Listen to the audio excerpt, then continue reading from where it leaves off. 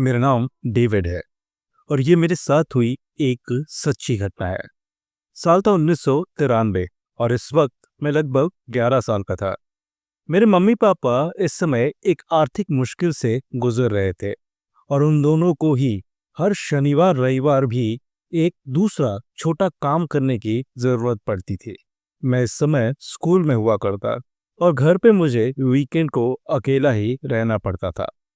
मेरे पापा के एक दोस्त जिनका एक बच्चों का कैंपिंग ग्रुप था, उन्होंने पापा से कहा क्यों ना मैं भी हर वीकेंड उनके साथ कैंपिंग वगैरह करने जाया करूं।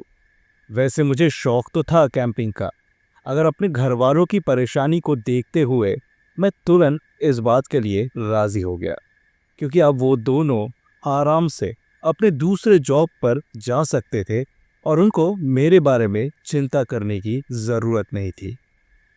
मैंने इस कैंपिंग ट्रिप के बारे में अपने स्कूल के कुछ खास दोस्तों को भी बोला।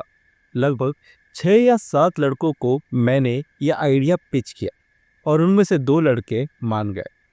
हाँ, भले ही उन्हें अपने घर जाके अनुमति लेनी पड़ी, पर 1 या 2 हफ्ते बाद सब कुछ सेट हो चुका था।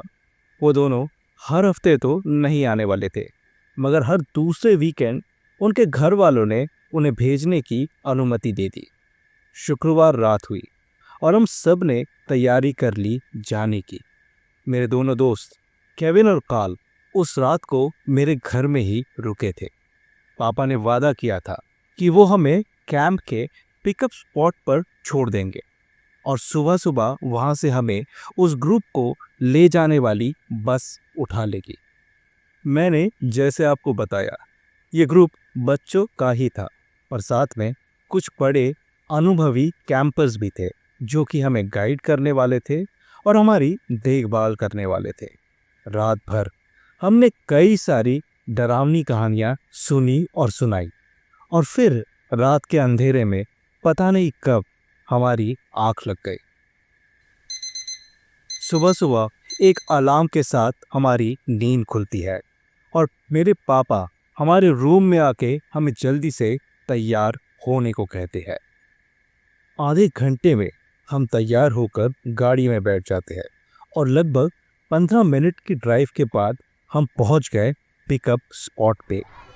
यहाँ तो कई सारे बच्चे थे, लगभग 50 जितने, और 20 बड़े अनुभवी लोग थे।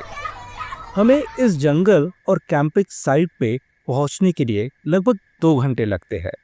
हम जंगल के एकदम बीचों बीच थे। चारों तरफ हरे हरे पेड़ और पंछियों की आवाज़ सुनाई दे रही थी। हमें बताया गया कि हर टेंट में 3 बच्चे सोने वाले हैं और हम तीनों तुरंत अपने लिए एक टेंट चुन लेते हैं। मैं, कार्ल और केविन बहुत ज़्यादा खुश थे। कार्ल तो पहली बार ही ऐसे जंगल में आया था और ये कैंपिंग का भी उसका पहला अनुभव था। अपना सारा सामान अपने टेंट के अंदर रख के हम तीनों आसपास घूमने लगे। हमें ये सख्त हिदायत दी गई थी कि हम कैंप से बिल्कुल भी दूर न जाए। कैंप से ही हमें पानी की आवाज़ सुनाई दे रही थी और वो आवाज़ सुन के हम जैसे ही पीछे की तरफ गए तो हमें वहाँ एक बहुत ही खूबसूरत नदी दिखाई देती है। ये कोई बहुत बड़ी नदी नहीं थी और ना ही इसका पानी ज़्यादा गहरा। मतलब अगर आपको मैं समझाऊँ तो इसका पानी 3 फीट से ज़्यादा गहरा नहीं था, मगर हाँ, इसका बहाव इसका बहाव बहुत तेज था।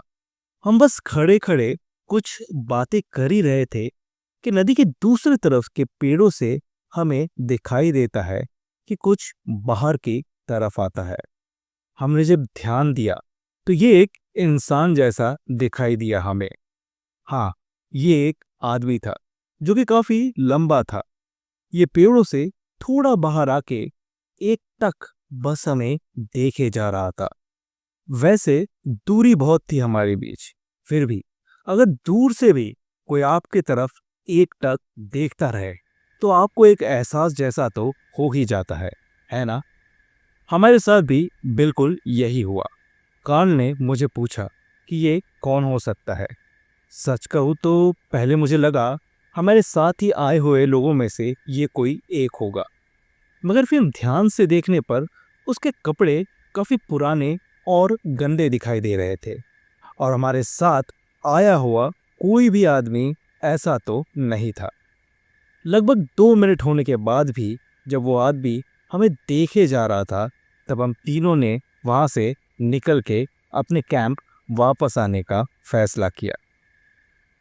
पूरा दिन बहुत अच्छे से गुजरा, और सच कहो तो हमने उस आदमी के बारे में ज्यादा सोचा भी नहीं। हो सकता है कोई जंगल में कैंपिंग कर रहा हो और हम बात भूल भी जाते हैं। शाम को कई सारे खेल होते हैं और रात को हमें अपने अपने टेंट में सोने के लिए कहा जाता है। रात के लगभग 2 या 3 बजे होंगे। ये मैं सिर्फ अंदाजे से बता रहा हूँ, क्योंकि ना ही मेरे पास घड़ी थी और ना ही उस वक्त मोबाइल फोन हुआ करते थे। मेरी नींद अचानक किसी आवाज से खुल जाती है। मुझे टेंट के बाहर से किसी की चलने की आवाज आती है,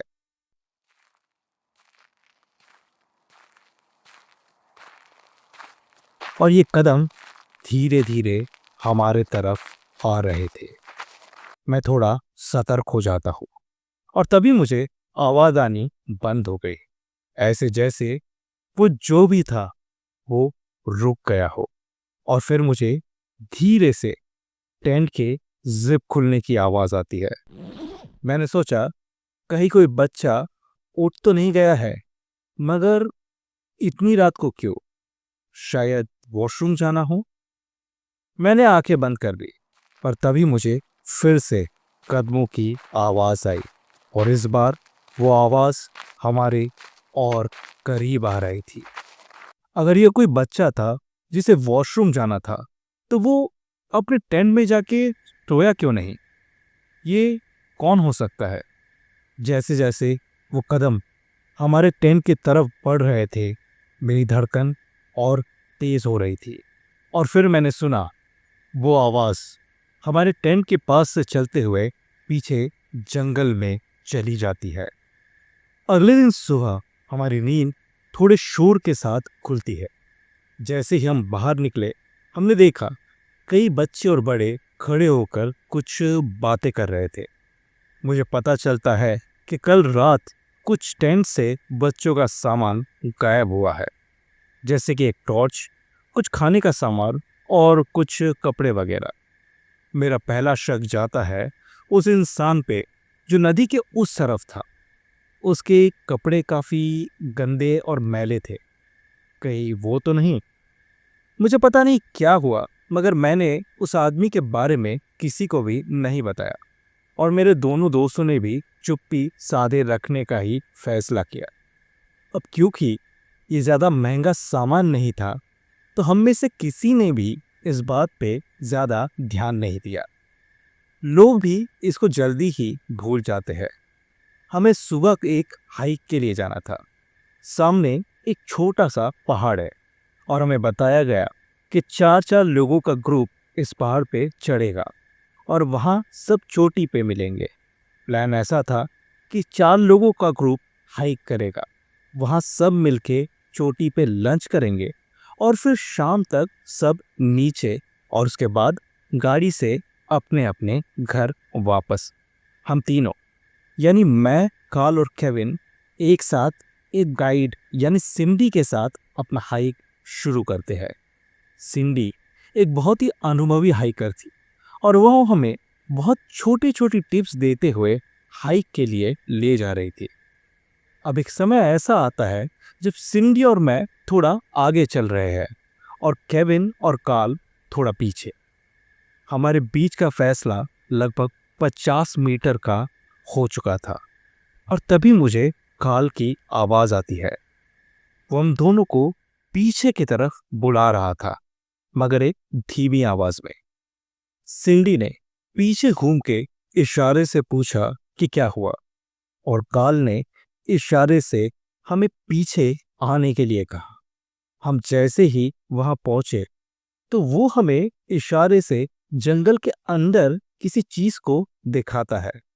हमने देखा वहां एक घर जैसे बना हुआ था, वो एग्जैक्टली घर नहीं, एक झोपड़ी जैसे थी। एक पुरानी टूटी फूटी झोपड़ी। हमने सिंडी से पूछा, यहाँ कौन रहता होगा? तो वो बोली, ये कोई पुराना केबिन होगा जो कि अब इस्तेमाल में नहीं है। उसने हमें आगे बढ़ते रहने के लिए कहा और बोला कि अगर हम धीरे धीरे चलेंगे ऐसे ही तो लंच के लिए लेट हो जाएंगे और घर भी जाने में फिर रात हो जाएगी। हम सभी वापस ऊपर अपनी मंजिल की ओर चलना शुरू करते हैं और थोड़ी देर में हम ऊपर तक पहुंच गए। हम जाके बाकी के लोगों से मिलते हैं और अपना खाना खा रहे थे कि तभी केविन बोलता है कि उसे वॉशरूम जाना है और वो साथ लगी झाड़ियों की तरफ चला जाता है। लगभग 10 मिनट बाद भी जब केविन वापस नहीं लौटा तो हम उठ के जाते हैं और केविन को ढूंढते हैं। जब 2 घंटे बाद भी केविन नहीं मिला तो हम सब अब बहुत परेशान हो चुके थे। छोटी छोटी टुकड़ियों में लोग केविन को ढूंढ रहे थे कि तभी रेडियो पे मैसेज आता है कि केविन मिल गया है और उसे कैंप में लेके सब लोग गए हैं।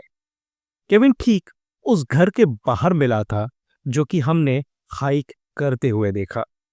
केविन को सबने पूछा कि क्या हुआ है और वो वहां क्यों चला गया था, लेकिन केविन जैसे किसी बात का जवाब नहीं दे रहा था। केविन को कुछ चोटें जैसे भी लगी थी और उससे सबने तुरंत हॉस्पिटल ले जाने का फैसला किया।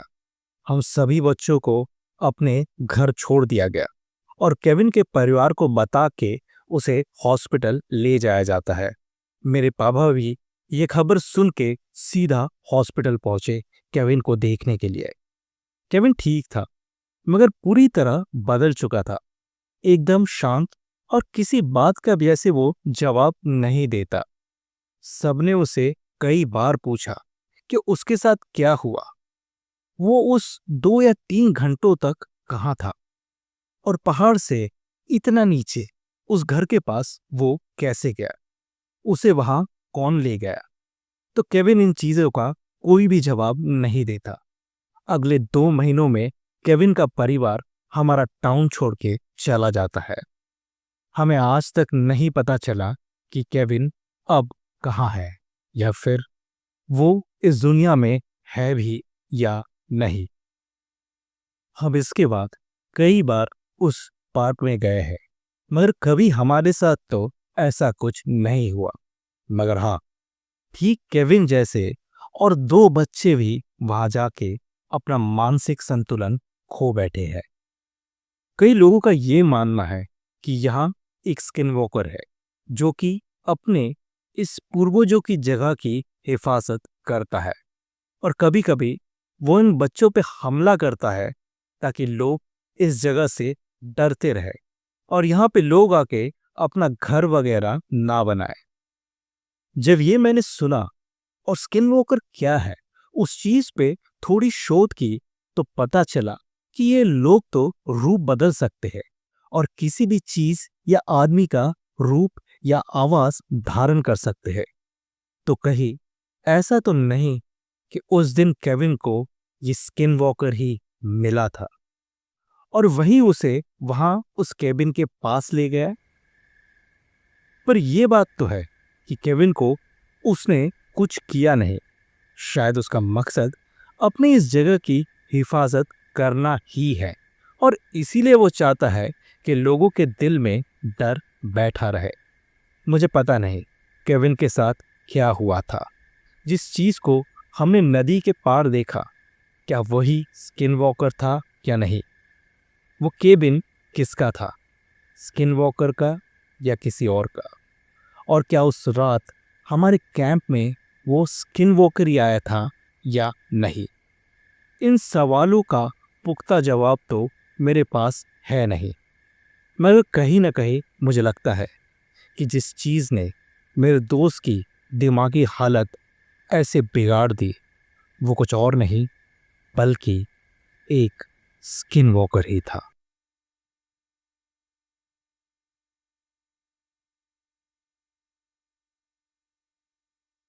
मेरा नाम एम्बर है और ये मेरे साथ हुई एक सच्ची घटना है।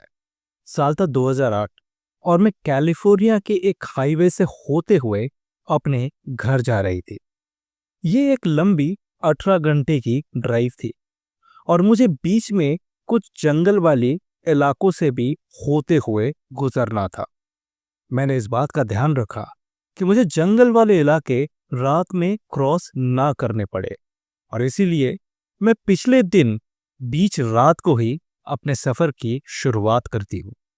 मुझे सफर की शुरुआत तो अपने एक दोस्त के साथ करनी थी, मगर कुछ टाउन बाद ही उसे उतर के अपने घर जाना था और मेरी मंजिल आगे, बहुत आगे थी। तो मैंने अपने दोस्त को उसके घर तक उतारा और फिर अपने रास्ते पे निकल जाती हूँ। अकेले इतना लंबा सफर तय करना बहुत ही ज्यादा बोरिंग हो जाता है, मगर मेरे पास कोई ऑप्शन नहीं था। नींद ना आए इसलिए मैंने जोरों से गाने चला दिए थे।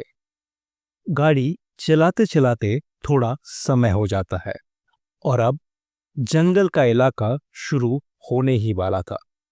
मैंने ये सोचा कि ये इलाका मैं जल्दी से तेजी से ड्राइव करके निकाल लूंगी और फिर मुझे डरने या घबराने की कोई जरूरत नहीं है।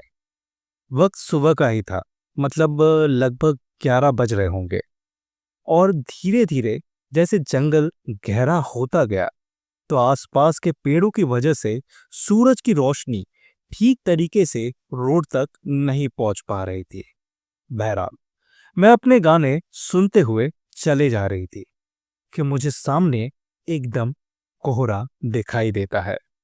मैंने सोचा इस समय यह कोहरा क्यों है और किस बात का है ये कोहरा। मैंने गाड़ी की हेडलाइट्स चालू की और अब कोहरे से होते हुए मैं अपनी गाड़ी को धीरे धीरे चलाए जा रही थी। अच्छा, ये बात बताना जरूरी है कि कोहरा था तो सही, मगर बहुत ज्यादा गहरा नहीं था। मतलब मुझे थोड़ा आगे तक दिखाई जरूर दे रहा था। ये कोहरे में घुसने के लगभग 5 मिनट बाद मुझे अचानक ऐसा लगा जैसे कि मेरे पास के जंगल में से कुछ चीज बहुत तेजी से दौड़ के जा रही है। मैं एकदम घबरा जाती हूँ और मैंने तुरंत शीशा बंद किया और अपनी गाड़ी को रोक दिया।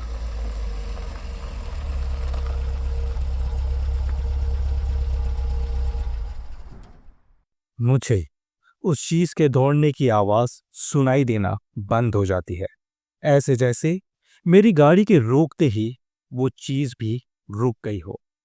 मैंने शीशे को जैसे ही थोड़ा नीचे किया बाहर देखने के लिए, तो मुझे एक बहुत ही सड़ी हुई और गंदी बदबू आती है, ऐसे जैसे आसपास कोई जानवर हो जो कि मर के सड़ रहा है। मैंने तुरंत शीशे को बंद कर दिया और गाड़ी को चालू करने की कोशिश की। लगातार 3 बार मैंने गाड़ी को चालू करने की कोशिश की, मगर मेरी गाड़ी चालू नहीं हो रही थी। मुझे अचानक दिखाई देता है कोई चीज बहुत तेजी से मेरी गाड़ी के सामने से जंगल के इस तरफ से दूसरी तरफ चली जाती है। ये चीज इतनी तेज थी कि मुझे इसे ठीक से देखने का मौका तक नहीं मिला, मगर हाँ, ये कोई बहुत ही लंबी सी चीज थी। इस बात का तो मुझे पूरा यकीन हो चुका था। मेरे दिल की धड़कनें तेज हो गई। उस जंगल की शांति में जैसे मुझे मेरी दिल की धड़कनें सुनाई दे रही थी। तभी मैंने सोचा कि जंगल में अचानक से इतनी शांति क्यों हो गई है। ऐसा कैसे हो सकता है? जंगल में किसी भी तरह की कोई भी आवाज नहीं आ रही थी। चौथी या 5वीं बार गाड़ी चालू करने के बाद मेरी गाड़ी आखिरकार चालू होती है और मैंने गाड़ी को तेजी से भगाया और तब तक भगाती रही जब तक वो कोहरा चला नहीं गया और आगे एक गैस स्टेशन पे जाके मेरी गाड़ी मैं रोकती हूँ। मैंने वहाँ जब अपनी गाड़ी को रोका तो वहाँ मौजूद कुछ लोगों ने ये देख लिया कि मैं बहुत घबराई हुई हूँ। मुझे उन्होंने पानी दिया और थोड़ी देर गैस स्टेशन के अंदर एक रेस्टोरेंट में जाके आराम करने के लिए कहा। मैं अंदर जाके बैठी और वहाँ के जब एक एम्प्लॉय को ये बात मैंने बताई तो वो बहुत ही ज़्यादा शॉक हो जाता है। उसने मुझे बताया कि एक बहुत पुरानी कहानी है इस जंगल के बारे में, और उस कहानी के अनुसार यह एक स्किन वॉकर का वास है और आते जाते लोगों को ये चीज़ यानी स्किन वॉकर कभी कभी दिखाई भी देता है। मुझे तब तक पता नहीं था कि स्किन वॉकर क्या होता है, या फिर मैंने ये जो शब्द है स्किन वॉकर वो कभी सुना तक नहीं था। मगर जब उस एम्प्लॉय ने मुझे स्किन वॉकर के बारे में थोड़ा बताया तो मैं समझ गई, हो ना हो मुझे ये चीज़ ही दिखाई दी थी। इस एम्प्लॉय ने मुझे बताया कि अगर मुझे अगले कई दिनों तक इस चीज़ के सपने आते हैं या फिर ये चीज़ किसी तरह दिखाई देती है तो मैं फिर किसी नेटिव अमेरिकन शोमैन से बात करके उसे ये सारी घटना बताऊं। उसने बताया कि कई बार ये चीज़ें बाद में हॉन्ट भी कर सकती है। बहरहाल मेरे साथ ऐसा कुछ तो हुआ नहीं और मैं आज भी बिल्कुल ठीक हूँ। मगर हाँ, मैं आज भी अकेले जंगल से गाड़ी लेके नहीं जाती हूँ।